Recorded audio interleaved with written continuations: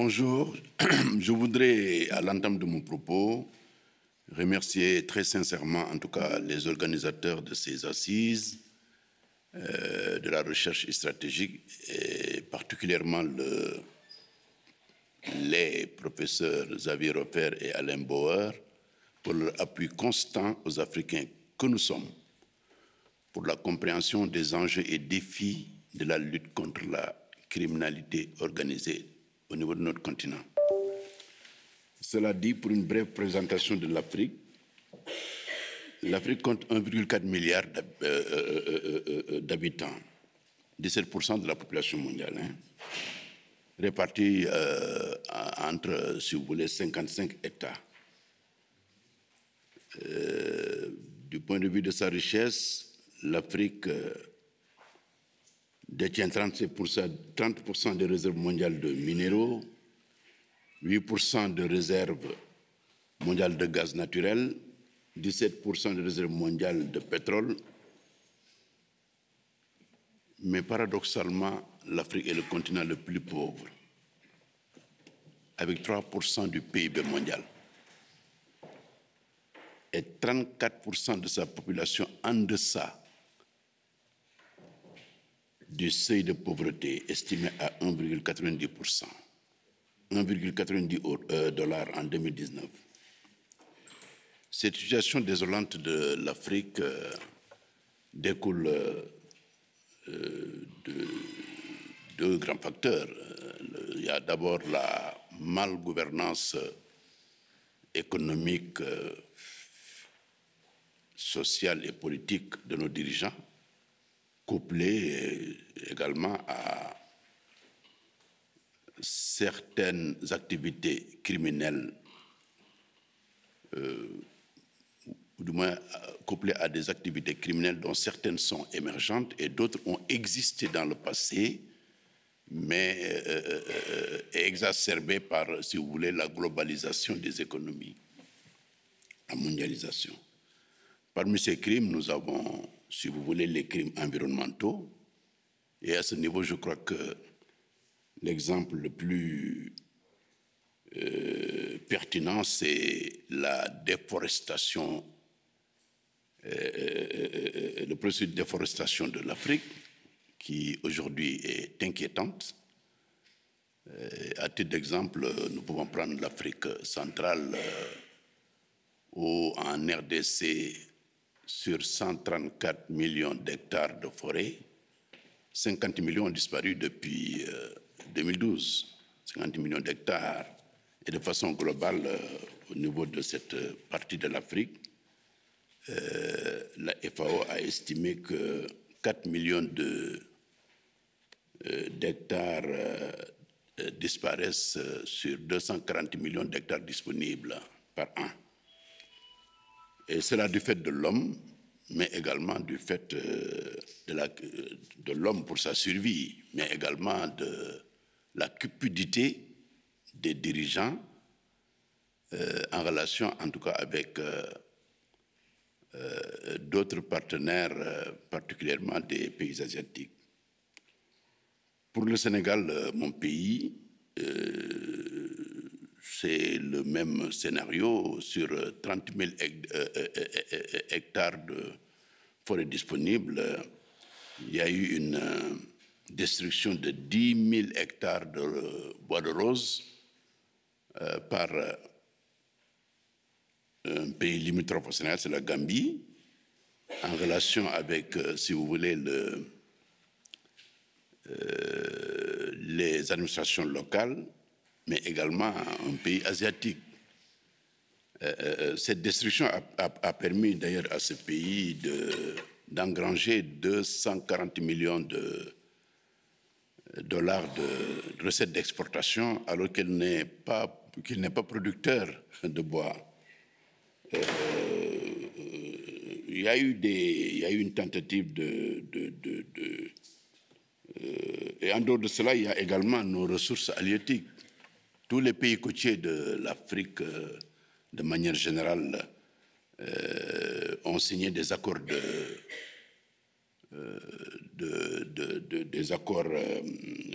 de pêche pour des soucis d'ordre budgétaire. On signait des accords de pêche avec certains pays, dont les pays de l'Est, la Russie, la Lituanie, la Géorgie.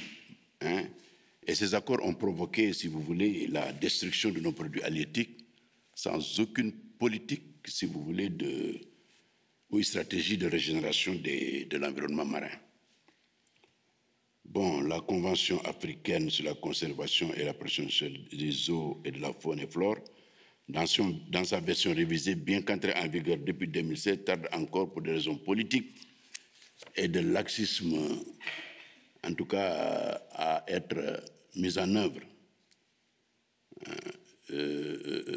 Bon, il y a des tentatives aussi de solutions comme ce qu'on appelle la Grande Muraille verte, qui est conçue comme un long couloir de 15 km de large traversant tout le continent africain sur 7800 km en passant par 11 pays, reliant Dakar, Sénégal à Djibouti, et représente environ 117 000 km² ou 11 700 millions d'hectares. Bon, il y a également, si vous voulez, comme crime émergent, nous avons les crimes numériques. L'Afrique occupe le haut du pavé de la croissance de la cybercriminalité, hein, avec 80% de ses ordinateurs infectés par des virus et d'autres logiciels malveillants.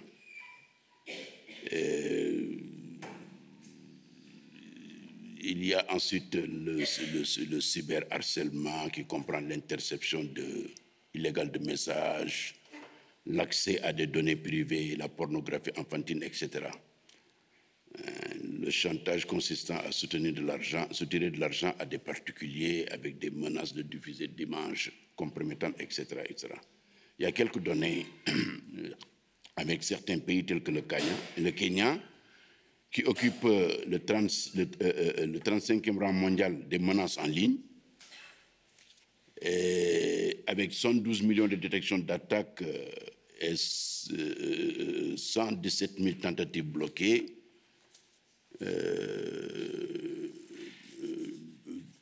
Également, depuis le début de l'année, 300 000 machines zombies ont été faisaient partie, en tout cas, d'un botnet, ont été détectées. Il y a le Nigeria également, 50e mondial, qui enregistre des attaques par porte dérobée et des logiciels espions. 46 000 attaques ont été déjà notées en 2023. Il y a l'Afrique du Sud également, 82e mondial, victime d'attaques par porte dérobée également, et logiciels espions avec 1,6 million de machines zombies. Il y a la Côte d'Ivoire, qui est un centre majeur également des attaques en ligne.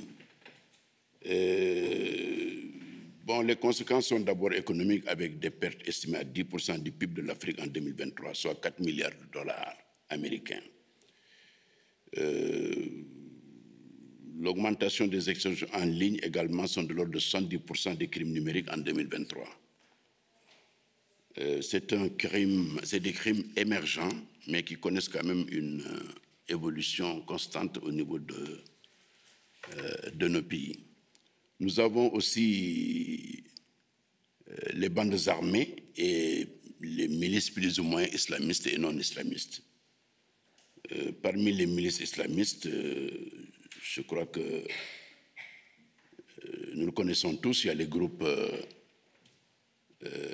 islamistes issus de Al-Qaïda, AQMI dans le Maghreb islamique, qui comptait au départ 800 combattants déployés entre l'Algérie, le Mali, la Mauritanie et la Tunisie, la Libye, le Niger et le Burkina Faso. Un groupe qui visait d'abord à instaurer au Sahel un califat islamique fondé sur la charia. Aujourd'hui, AQMI et d'autres groupes islamistes dont Daesh se rejoignent au nom de l'État islamique au Grand Sahel, EIGS, pour affronter le G5 Sahel, qui est devenu G4 avec le retrait du Mali, avant de disparaître en 2023. À ce propos, d'ailleurs, il convient de signaler que le Mali, le Niger et le Burkina Faso se sont retrouvés pour créer une alliance politico-sécuritaire, dénommée Alliance des États du Sahel, AES, qui n'a jusqu'ici connu comme principal succès la récupération de Kidal, au nord du Mali, entre les mains des rebelles du cadre stratégique permanent, avec l'appui du groupe russe Wagner.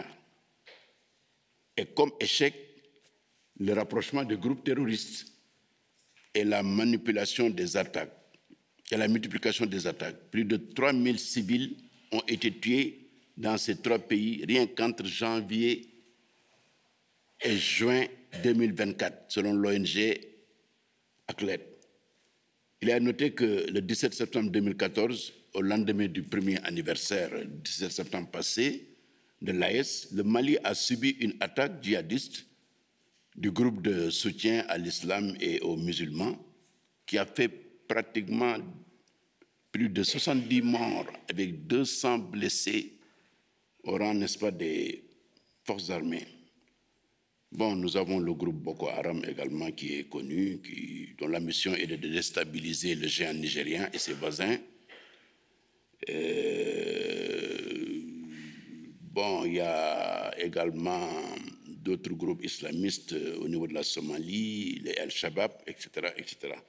Donc, selon l'entreprise Statista, plateforme de données statistiques installée à Hambourg, en Allemagne, les pays africains ci-après ont été affectés par les actes terroristes dans la période de 2019 à 2023. Il y a le Burkina Faso avec 5149 victimes, la Somalie avec 3223 victimes, le Mali 3094 victimes, le Nigeria 2906 victimes et le Niger 1805. Pour ce qui est des groupes non islamistes, c'est le principal groupe et sans doute le plus redoutable, c'est Wagner, qui dispose, comme vous le savez, d'un arsenal à la pointe de la technologie. Il est présent au Mali, au Centrafrique et au Soudan du Sud et en Libye. Il participe à des opérations militaires, à la formation des armées locales, à combattre également des groupes rebelles et à protéger certaines personnalités et des sites d'exploitation des ressources minières. Mais ce qu'on constate aujourd'hui en Afrique, c'est que au cours des manifestations politiques qui se passent, nous voyons apparaître de petits drapeaux russes. Et ça, c'est révélateur. Ça n'existait pas à l'époque, mais c'est aujourd'hui présent dans les manifestations politiques. Les jeunes sortent avec des drapeaux russes, ce qui semble être un appel.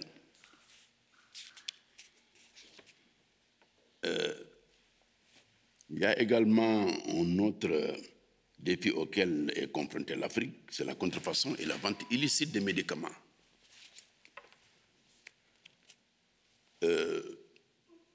Les Africains font recours aux médicaments contrefaits du fait de la pauvreté. Du fait de la pauvreté. Hein?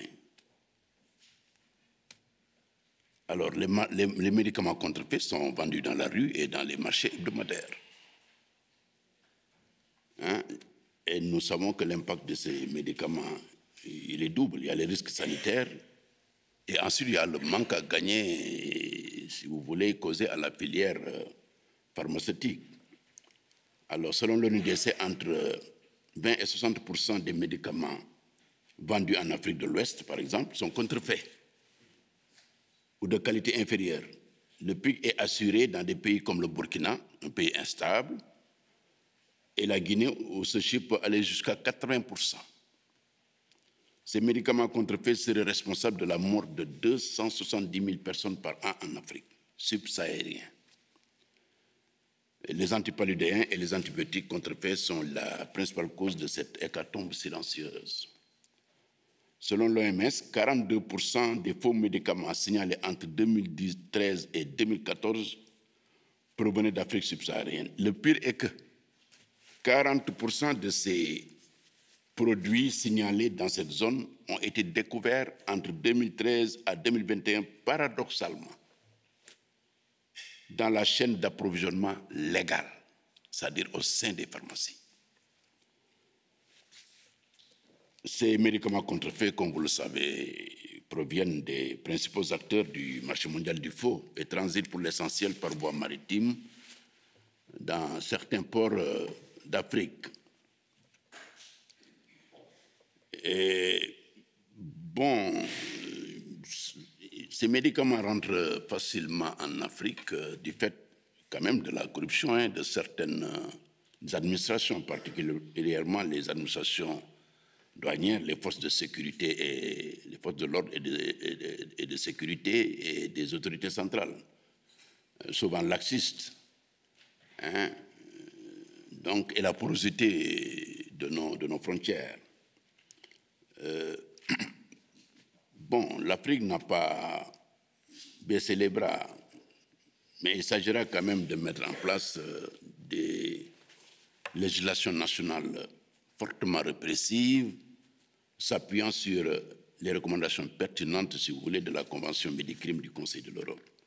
Il s'agira aussi de renforcer à ce niveau, de renforcer et d'améliorer les capacités des agences, si vous voulez, nationales de contrôle et de régulation des médicaments. Mais c'est un fléau qui aujourd'hui crée énormément de problèmes au niveau du continent africain. Il y a également, si vous voulez, l'immigration clandestine, qui est une tragédie banalisée. Des adultes, des jeunes, des femmes apparemment désespérés s'embarquent clandestinement dans des pirogues surnommées cercueils flottants, avec le rêve de sortir de la misère.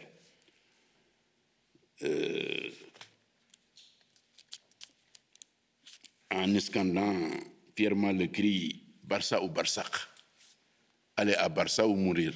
Barça, c'est Barcelone. Il l'appelle Barça ou Barsac, Barsac en Wolof, un dialecte sénégalais.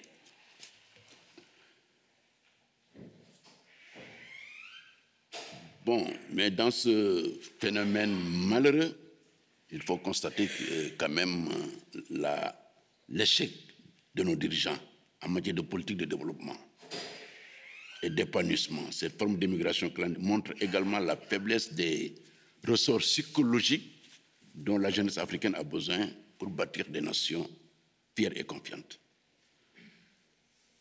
Les nouveaux conflits et l'instabilité des pays comme le Mali, le Burkina Faso et le Soudan sont également à l'origine de l'augmentation du nombre de voyages vers la Méditerranée. Le rapport du collectif Caminando Fronteras, dont le siège est à Madrid, en Espagne, révèle que de janvier au 31 mai 2024, 5054 personnes, dont 154 femmes et 50 enfants, seraient mortes ou portées disparues à la frontière entre l'Afrique et l'Europe.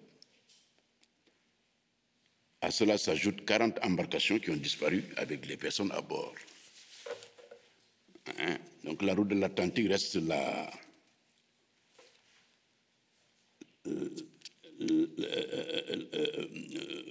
si vous voulez, la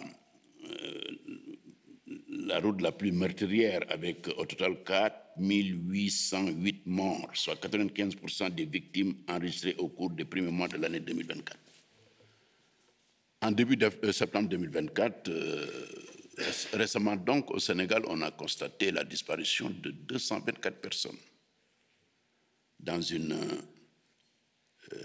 pirogue en partance de Mbour. Mbour est à 70 km de la capitale Dakar, avec des femmes, des hommes, même des hommes âgés et des jeunes. Bon, c'est un défi pour l'Afrique, qui doit redonner espoir, comme je l'ai dit tantôt, à sa jeunesse, pour les fixer sur ces terres et sauver la bataille de l'autosuffisance alimentaire. Et à ce propos, nous pensons qu'il faut investir dans l'éducation et dans l'acquisition accélérée de la science et de la technologie afin d'être maître et possesseur de nos ressources naturelles. Il faut également domestiquer la science et la technique afin de les mettre au service de l'agriculture, de l'élevage, de la pêche, de la maîtrise de l'eau. La pure solution, c'est le pessimisme et la résignation. Le défaitisme n'est pas un choix, c'est un suicide. Nous avons aussi l'exacerbation de la corruption.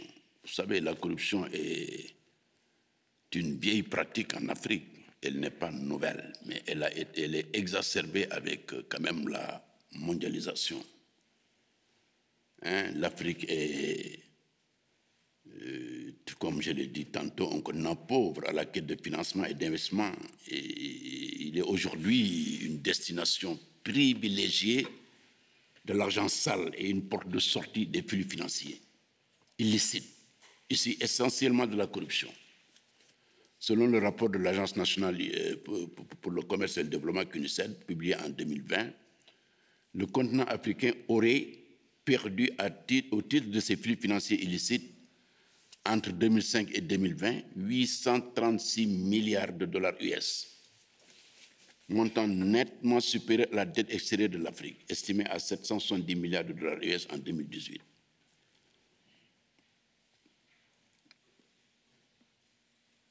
Même l'enseignement, qui devrait aujourd'hui être l'enceinte sacrée où on inculque science et droiture, est aujourd'hui miné par la corruption. Aucun secteur n'est épargné. La corruption au sein de l'enseignement, c'est la délivrance contre remise d'une certaine somme, délivrance d'un diplôme. Aujourd'hui, c'est un phénomène qui est présent en Afrique. Selon le rapport d'ailleurs de 2023 de Transparency International, les pays les moins corrompus de l'Afrique occupent la 20e, 30e et 39e rang mondial. C'est les Seychelles, Cap-Vert, Botswana. Et l'Afrique ferme le,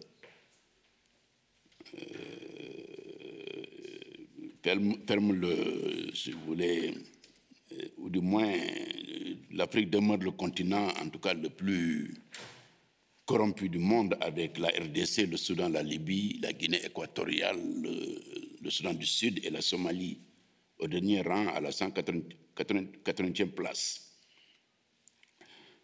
La lutte contre ce fléau ravageur exige une véritable volonté politique des dirigeants africains, qui doit viser à l'application sans restriction des dispositions pertinentes, à mon avis, de la Convention de Mérida et aussi de la Convention de l'Union européenne et de l'Union africaine, la Convention de Maputo de 2003 et du protocole de la CEDEAO de 2001.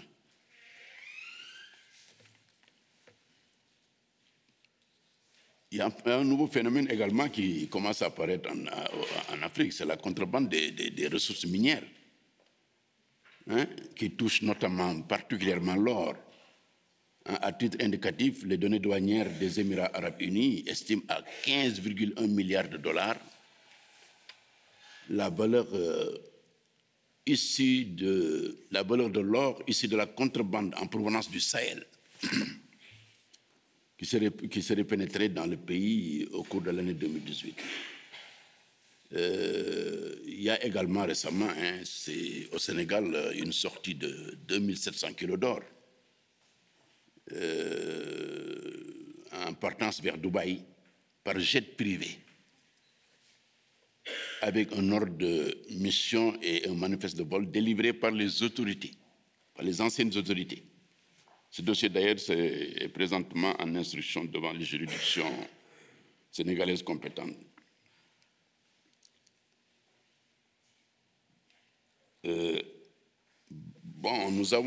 L'Afrique également traverse d'autres contraintes telles que le trafic de drogue dure, dont la cocaïne. Le rapport mondial sur les drogues 2023 de l'ONUDC, les drogues les plus consommées en Afrique au cours de la dernière décennie sont le cannabis, la cocaïne, les amphétamines, l'opium, etc. Selon ce rapport, 80 tonnes de cocaïne auraient été saisies en Afrique de l'Ouest uniquement entre 2019 et 2023, dont 7,8 tonnes pour la Côte d'Ivoire, pour le Cap-Vert, 5,8 tonnes pour le Sénégal et 4,2 tonnes pour la Guinée. Bon, il y a la porosité de nos frontières qui est mise en cause comme facteur facilitant ce transit criminel, mais la plupart de nos pays sont devenus aujourd'hui pas uniquement des zones de transit, mais également des zones de consommation.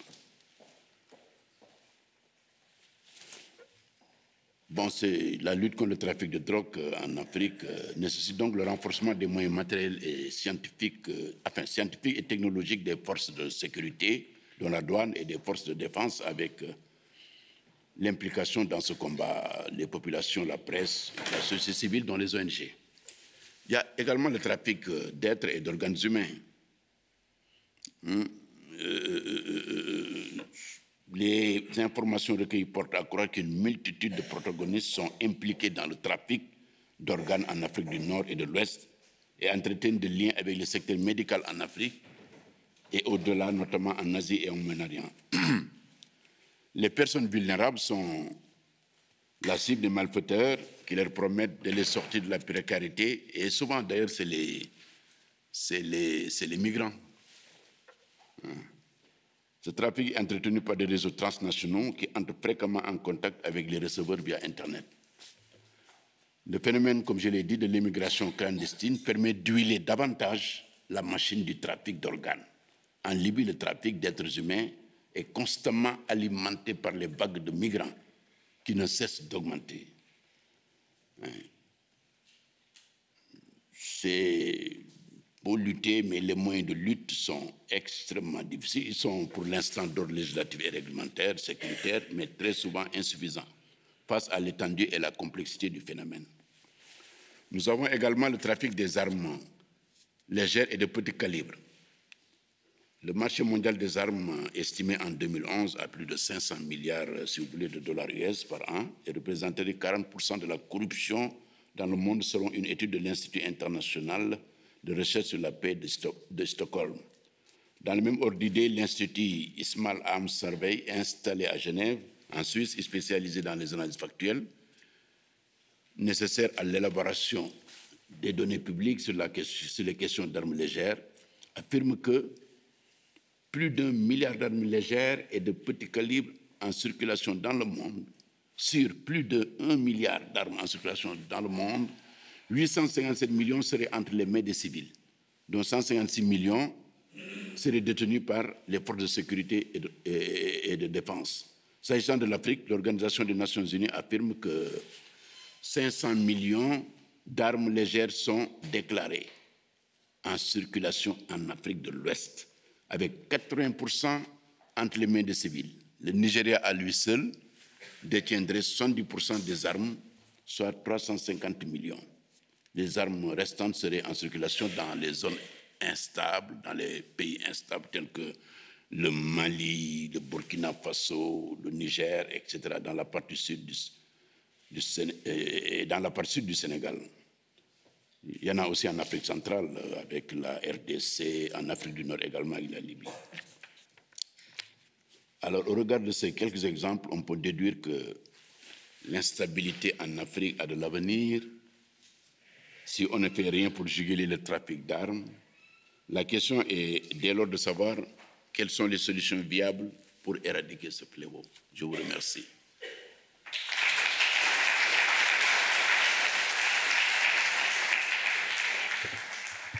Merci à vous pour ce vaste panorama des menaces. J'ai particulièrement apprécié les références à l'imbrication légale, illégale par la corruption ou par les médicaments contrefaits qui passent par des circuits légaux. Je pense qu'on pourra peut-être y revenir dans la prochaine séance.